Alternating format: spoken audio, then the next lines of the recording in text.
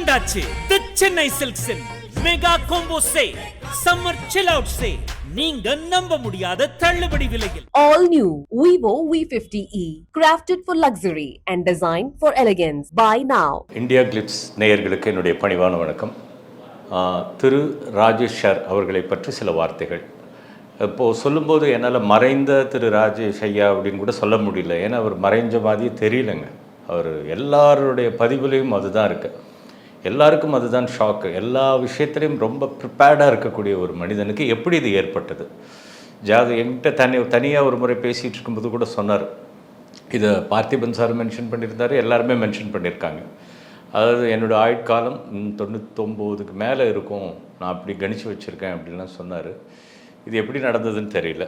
அவருக்கும் எனக்கும் உள்ள தொடர்பு எப்படின்னாங்க, என்னுடைய தந்தையார் கதாசிரியர் பாலமுருகன் அவர்கள் பட்டிக்கடா பட்டணமாக வசந்த மாளிகை எழுதி படங்கள் ரிலீஸ் ஆன டைமில் ராஜேஷ் சார் வந்து அப்பா கிட்ட அந்த வேஷத்துக்காக வருவாங்க.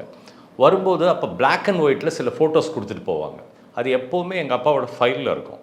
அந்த ஃபோட்டோ பார்த்தா ஒரு சாயல் அப்படியே ப்ரொஃபைல் ஃபோட்டோங்க. அது சிவாஜி சார் மாதிரியே இருக்கும், அப்படியே நடிகர் திலகம் மாதிரியே இருக்கும். எங்கள் ஃபாதர் என்ன பண்ணுவார், ஒரு நாள் அதெல்லாம் எடுத்துகிட்டு சிவாஜி சார்கிட்ட போயிருக்கார். போய் ஏதோ டேட் அருண் பிரசாத் மூவிஸ்க்கு அவர் கொடுக்கறதுக்கு கொஞ்சம் கால தாமதமாகுது. உடனே எங்கள் அப்பா வந்து சிவாஜி சார்கிட்ட இந்த ஃபோட்டோவை காமிச்சாரா, ராஜேஷ் சார் ஃபோட்டோவை பார்த்துட்டு சிவாஜி சார் அப்போ தான் பார்க்குறாரு. ராஜேஷ் சார் சிவாஜி சார் முதல் முறையாக அந்த ஃபோட்டோவில் தான் பார்க்குறாரு. பார்த்துட்டு ஆச்சரியமாக கேட்டாராங்கடா, இது என்ன மாதிரியே இருக்க பாலு அப்படின்னாரு. ஆமாங்க, இப்போ நீங்கள் டேட் கொடுத்தா கொடுங்க, இல்லைன்னா இவரை வச்சு நான் பண்ணிடுவேன்னு எங்கள் அப்பா விளையாட்டுக்கு சொல்லுவாராம். அது அப்படி பழக்கங்கள். அப்புறம் அப்பாவை தேடி வீட்டுக்கெல்லாம் வருவாங்கங்க. ஒரு நாள் நான் அவரை சந்தித்தப்போ, நானும் தெலுங்குக்கு போயிட்டேன், அங்கே ரைட்டர் ஆகிட்டேன். ஒரு முறை நான் அவரை சந்தித்தப்போ பட்டிக்கடா பட்டணமா அப்பாவுடைய மிகப்பெரிய வெற்றி படம், பாலமுருகன் அவர்களுடைய மிகப்பெரிய வெற்றி படம், அதனுடைய வசனத்தை முதல் சீன்லேருந்து சொல்கிறாருங்க ராஜேஷ் சார். எனக்கு ரொம்ப ஆச்சரியப்பட்டேன். அப்போ தான் இவர் வெறும் ஆர்டிஸ்ட்டாக தெரியல, ஆர்டிஸ்ட்டை தாண்டி ஒரு தன்மை இருக்குன்றது அப்போ தான் எனக்கு புரிய ஆரம்பித்தது. அப்படி அவரோட பழக்கங்கள் வந்தது. இப்போ சமீபமாக ஒரு மூணு வருஷத்துக்கு முன்னாடி தான் என்னோடய தந்தையார் மறைஞ்சார். ஒரு நாள் உங்கள் அப்பாவை பற்றி பேசணும்ப்பான்னு சொல்லி எனக்கு ஃபோன் பண்ணி கூப்பிட்டுருந்தார். நான் வீட்டுக்கு போயிருந்தேன். அப்போ எவ்வளோ அனலைஸ் பண்ணார்னா அப்படி அனலைஸ் பண்ணி சொல்கிறாருங்க. அப்பாவை பற்றி டீட்டெயில்டாக பேசுகிறாரு. நான் ரொம்ப ஷாக் ஆனேன். அப்படி நாங்கள் பேசிக்கிட்டே இருக்கும்போது ஒரு வார்த்தை கேட்டார். நீ அப்பா இது பெரிய இழப்பு, எப்படி இது மாதிரி பேலன்ஸ் பண்ணிக்கிற, எப்படி இதுன்னும்போது நான் அப்போது அதோ ஆன்மீகமாக டாபிக் போச்சு எங்களுக்குள்ளே. அப்போது ஸ்ரீராம் சார்னு ஹைதராபாத்தில் ஒருத்தர் இருக்கார். அவர் வந்து உஸ்மானியாவில் வந்து இங்கிலீஷ் லெக்சரராக இருக்கிறவர். இப்போ தான் சமீபத்தில் ரிட்டையர்ட் ஆனார். அந்த ஸ்ரீராம் சார் என்னோட டச், அவரை பற்றி சொன்னேன். டிஜி நாராயணசுவாமின்னு இங்கே ஒரு குரு இருக்கார், அவரை பற்றி சொன்னேன். அப்போது ஸ்ரீராம் சார் பற்றி கேட்கும்போது ராஜேஷ் சார் ஆர்வமாக கேட்டார். அப்படி என்ன அந்த ஸ்ரீராம் சார்கிட்ட ஒன்று சிறப்பு அப்படின்னும் போது நான் ஒரு சம்பவத்தை சொன்னேங்க. அதாவது ஸ்ரீராம் சாருக்கு வேர்ல்டு வைட் டிவோட்டிஸ் நிறையா இருக்காங்க.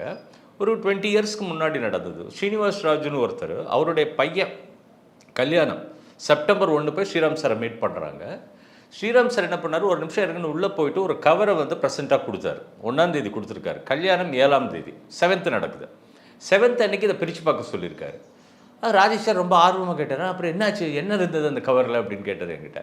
அப்போ 7ஆம் தேதி கல்யாணத்தன்னைக்கு அந்த கவரை பிரித்து பார்த்தா கல்யாணத்தன்னைக்கு எடுத்த ஃபோட்டோ, கல்யாணம் பொண்ணு மாப்பிள்ளை தாலி கட்டுற ஃபோட்டோ அதில் இருந்திருக்கு. அதாவது ஃபஸ்ட்டே இவர் கொடுத்துட்டார் Sriram sir.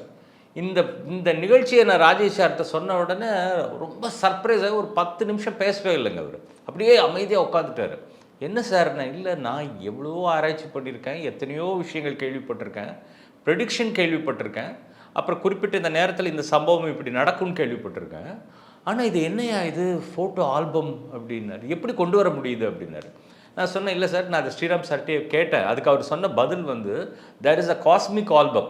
If your mind and heart is silent, you can go into that, you can search it and you can get the album, you can get the photograph அப்படின்னாரு. இதை கேட்டு ஷாக்கான ராஜேஷ் சார், எனக்கு அவரை பற்றி தகவல் வேணும், நீ வந்து என்னுடைய சேனலுக்கு இப்போ நான் ஒன்று பண்ணிக்கிட்டு இருக்கேன், அதுக்கு நீ வந்து இது கொடுக்கணும், பேட்டி இன்டர்வியூ கொடுக்கணுன்னாரு. நான் சொன்னேன், எனக்கு இன்டர்வியூவில் பழக்கம் இல்லை சார்.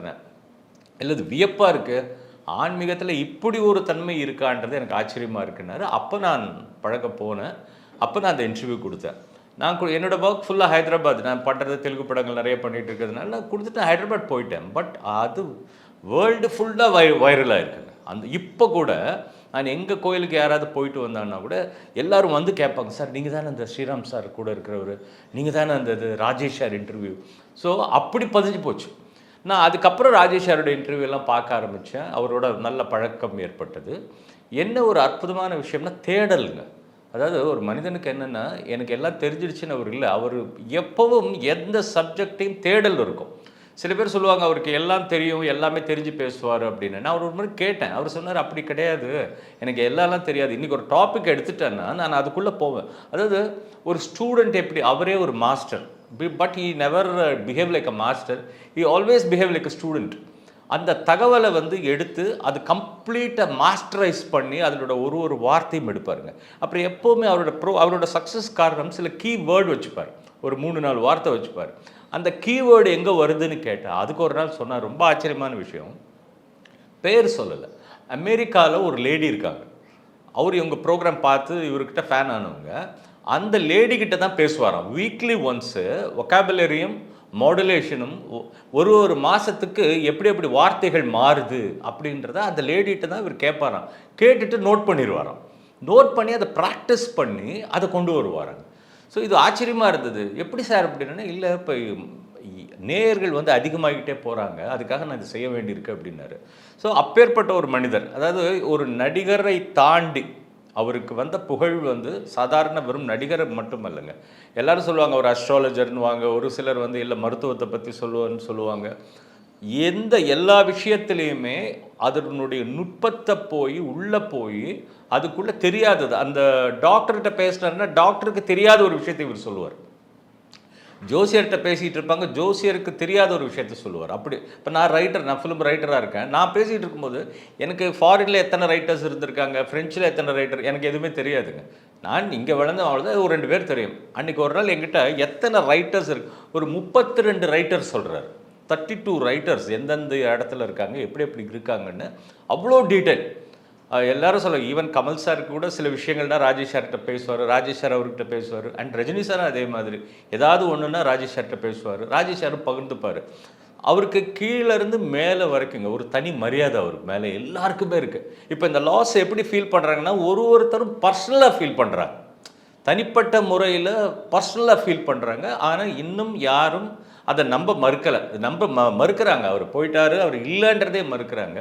ஸோ அப்பேற்பட்ட ஒரு கேரக்டர் ராஜேஷ். இதில் நல்ல விஷயம், இவரால் பயன்பெற்றவர்கள் நிறைய பேர் இருக்காங்க. இவரோட நிகழ்ச்சியில் கலந்துக்கிட்டு சின்ன சின்ன ஆட்கள் இவர்கிட்ட தேடி வருவாங்க, அவங்கள ப்ரொமோட் பண்ணுறதுங்க. அது ஒரு பெரிய விஷயம். அதாவது நான் பெரிய ஆள், நான் அந்த சேனலில் பெருசு அப்படின்லாம் இல்லைங்க. அவரால் எவ்வளோ பேர் ப்ரொமோட் பண்ணியிருக்கார், எவ்வளோ பேர் இன்றைக்கி வளர்ந்துருக்காங்க, இன்றைக்கி வேர்ல்டு வைடு இருக்காங்க. சொல்லப்போனால் இன்றைக்கி உண்மை உலகம் ஃபுல்லாக இருக்காங்க. ஆனால் அதை இவங்க வந்து நன்றி சொல்லணும், இது வந்து கேட்கணும்னு அவர் எதிர்பார்க்க. நான் கூட ஒரு முறை கேட்டேன், என்ன சார் உங்களால் இவ்வளோ பேர் இப்படி வளர்ந்துருக்காங்களே, அவங்களாம் வந்து உங்களை பார்க்குறாங்களா, தேங்க்ஸ் பண்ணுறாங்களா, இல்லை உங்களோட இது பண்ணுறாங்களான்னு. இல்லை பூபதி, என்னோட டியூட்டி அது, அந்த கருத்தை கொண்டு போய் மக்களுக்கு சேர்க்கணும். அது ஒரு நல்ல ஒரு விஷயம் சொன்னார், மறக்கவே முடியாத ஒரு விஷயம். அதாவது ஒரு கருத்து நான் ஆன்மீகம் சொல்ல ஆரம்பித்தப்போ அது ஃபஸ்ட் எபிசோடு ரொம்ப வைரல் ஆச்சு. அதுக்கப்புறம் செகண்ட் டைம் பேச சொன்னார். அப்போ நான் தயங்கினேன், இல்லை சார் எனக்கு கொஞ்சம் அங்கே ஒர்க் இருக்குது, வேண்டாம் சார். அப்போது ஒரு வார்த்தைங்க, அதாவது உனக்குள்ளே இருக்கிற விஷயத்தை, உனக்கு ஒரு நல்ல விஷயம் இருந்தால் அதை பகிர்ந்துக்கணும். அப்படி பகிரலைன்னா என்னன்னா அது வந்து ஒரு கொள்ளைன்றார், அதாவது ஒரு திருட்டுன்றார். எப்படி சார்ண்ணா? ஆமாம், அவங்ககிட்ட ஒரு பொருள் இருக்குது, அது ஒருத்தருக்கு கொடுக்கலன்னா அது அது மாதிரி கருத்து திருட்டுன்னார். அதாவது இட்ஸ் அ தாட் ராபரி. ஒரு தாட் இருந்தால் அந்த தாட்டை ஷேர் பண்ணிக்கொண்டார். அதனால தான் நீங்கள் சொல்கிறேன், அதனால தான் சொல்கிறார், நான் என்ன படித்தாலும் நான் என்ன எழுதினாலும் அன்றைக்கி ஒரு நல்ல விஷயம் பார்த்துட்டேன்னா குறிப்பில் எடுத்துட்டு அடுத்த நாள் அதை எப்படியும் சொல்லிடுவேன். அப்போ அவர் சொன்னார், பல பேர் என்ன நினைக்கிறாங்க, ராஜேஷ் சார் வந்து தன்னை அறிவை காட்டுறதுக்காக பேசுகிறாரு, அவர் இன்டெலிஜென்ட்டுன்னு சொல்கிறதுக்காக பேசுகிறாரு அப்படின்னு சொல்லுவாங்க. பரவாயில்லன்னார். அதை நான் பொருட்படுத்தவே இல்லை. ஏன்னா இந்த கருத்துக்கள் போய் சேரணும், அந்த கடைசியில் இருக்கிறவனுக்கு கூட போய் சேரணும், அந்த காமன் மேனுக்கு கூட போய் சேரணும். அதான் சொல்லுவார், think big and say in a simple வேர்டுன்னு. நீ நினைக்கிறது பெருசாக நினைக்கலாம், பட் அவனுக்கு அது போய் சேரலை அப்படின்னா நீ நினைச்சதே வேஸ்ட்டு. அது மாதிரி சிம்பிளாக சொல்லுவாருங்க. அப்படிப்பட்ட ஒரு உயர்ந்த மனிதர். அவரே சொல்லுவார், காஸ்மிக்குன்னுவார். இப்போது நம்மளை பொறுத்த வரைக்கும், இப்போது என்னை பொறுத்த வரைக்கும் நான் என்ன நினைக்கிறேன்னா, இங்கே நிறைய இன்டர்வியூ எடுத்துட்டேன், இங்கே நிறைய பேர் பேசிட்டாங்க, பேச ஆள் இல்லை அப்படின்னு சொல்லி மேலே போயிருக்கார் போல இருக்குது. போய் அங்கேயும் ஏதோ ஒரு இன்டர்வியூ இப்போ அங்கே தான் இருப்பார், யார்கிட்டயோ ஒரு இன்டர்வியூ எடுத்துகிட்டு இருப்பார், யார்கிட்டயோ பேசிக்கிட்டு இருப்பார். ஏன்னா ஃபஸ்ட்டு தாகம் உள்ள ஒரு பர்சன், நாலேஜ் உள்ள ஒரு பர்சன். அதனால் அந்த நாலேஜ் இருக்கிற வரைக்கும் ராஜேஷ் சாருடைய புகழ் இருக்கும். அந்த தஸ்ட்டு இருக்கிறவங்கள்ட்ட எல்லாம் ராஜேஷ் சார் இருப்பார். ஒரு வீட்டுக்குள்ளேயும் ராஜேஷ் சார் இருக்கார். இப்போ மறைஞ்சதுக்கப்புறம் எனக்கு எத்தனை பேர் மெசேஜுங்க, அதாவது ஸ்ரீராம் சாருடைய டிவோட்டிஸ்ன்னு வேர்ல்டு வைடு இருக்கிறாங்க. அவங்க எல்லாமே அவங்க வீட்டில் ஒரு சம்பவம் நடந்த மாதிரி ஃபோன் பண்ணி வருத்தப்பட்டாங்க. அப்பேற்பட்டவர் ராஜேஷ். இது மிகப்பெரிய இழப்பு. அந்த ஃபேமிலிக்கும், அவருடைய பசங்க, அவருடைய பிரதரு, அவங்க சுற்றி இருக்கிறவங்க எல்லாருக்கும் ஒரு ஸ்ட்ரென்த் கொடுக்கணும்னு சொல்லி நான் அந்த இறைவனையும் ஸ்ரீராம் சாரையும் நான் வேண்டிக்கிறேன். வணக்கம். வந்தாச்சு தி சென்னை சில்க்ஸின் மெகா கோம்போ சே சம்மர் சில் அவுட் சே. நீங்க நம்ப முடியாத தள்ளுபடி விலையில் All new Vivo V50e, crafted for luxury and designed for elegance. Buy now.